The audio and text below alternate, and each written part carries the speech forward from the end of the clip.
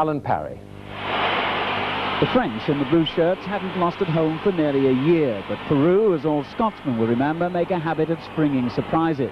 They settled into their relaxed style right from the start, with the veteran winger Oblitas beginning a move which ended with a mysterious decision by the referee. Oblitas to La Rosa, and he takes the return ball and finds the net superbly. But as Peru celebrate, the referee rules out the goal, a decision which is hard to understand. And the replay only underlines Peru's misfortune as Oblitas scores what looks like a perfectly good goal. Peru's individual skills outshone the French, especially a man who could make a real impact in Spain, Julio Uribe. He's described as Peru's version of Maradona, an exaggeration perhaps, but he can certainly hit a ball.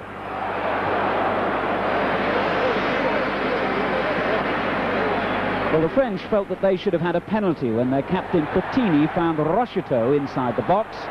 He goes down, but play is waved on. Again here, the replay suggests that the tackle by Gutierrez on Rocheteau deserves some punishment.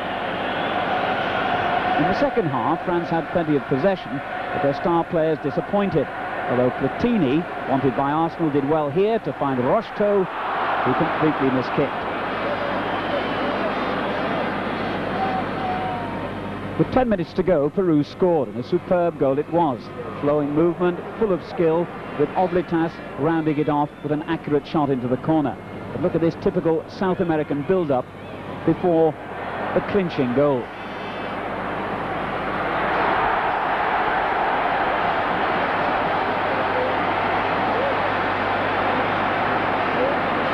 Well worth seeing it again.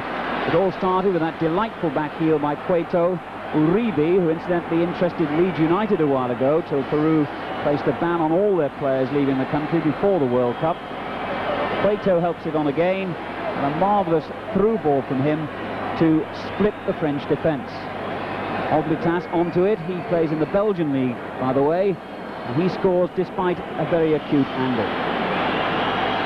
So 1-0 to Peru. The crowd in Paris booed the French team, and on this showing anyway, England needn't lose any sleep at the prospect of meeting the French in Bilbao in June.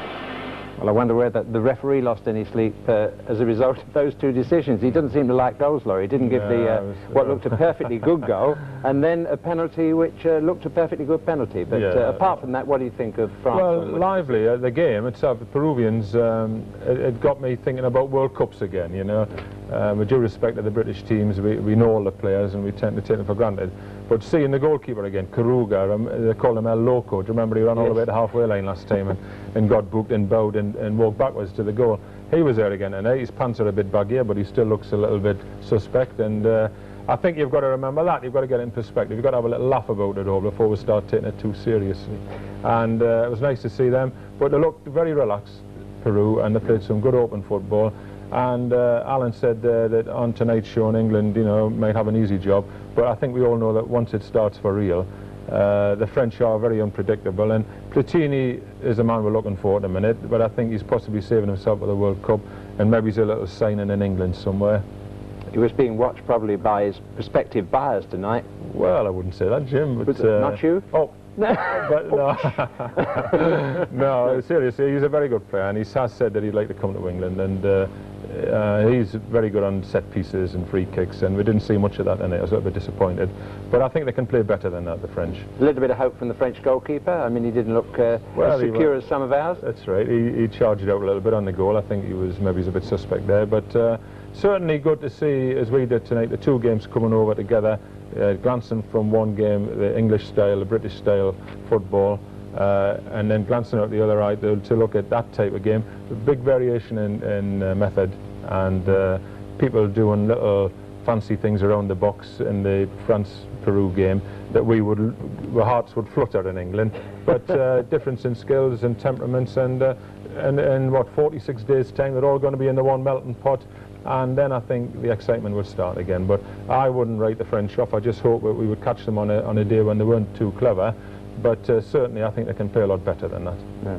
Well, there was a little bit of difference of opinion last night over England's performance against Wales. They won 1-0. You looked at that on television. Yes. What was your view of I thought England controlled the game for most of the time. The corner count in the first half was 10 for England and 1 against. They were not lucky with the finishing. Ron Greenwood needn't lose too much sleep over that. The Welsh, unfortunately, won't be there. And I think we've all said how sorry we were at the time for them, but we must think about England. And Ron, I hope that he knows what his team will be, but he's got more permutations than people like Billy Bingham, for instance. And last night would give him a little bit of heart. I think I was heartened by people like Trevor Francis, who looked sharp and was crossing balls from difficult angles and getting himself into this overdrive, which he's capable of doing. And I still think the biggest problem Ron Greenwood will have is at the centre of the defence, sorting out who will play there. But he has got some good variations. He had people missing last night who are quality players, such as Kevin Keegan and Trevor Brooking. I wonder when you're going to mention Kevin Keegan, because he has got a bad back, I understand, but yes. Exactly how bad is it? Well, he's out of the bath now, Jim. I know you're... Took him a long while to get out, almost as long as it takes you and I regularly. Well, yeah. I don't know about you, but certainly Kevin has got something wrong with his back. It's nothing to do with discs, it's more ligamentous. Ligamentous? Yes, that's a good word, Jim, for you to sleep on tonight. Yes. And it means that Saturday is doubtful, but we play Coventry next Tuesday, and all being well, he should be lining up then. Well, that's good news for Kevin, bad news for Coventry.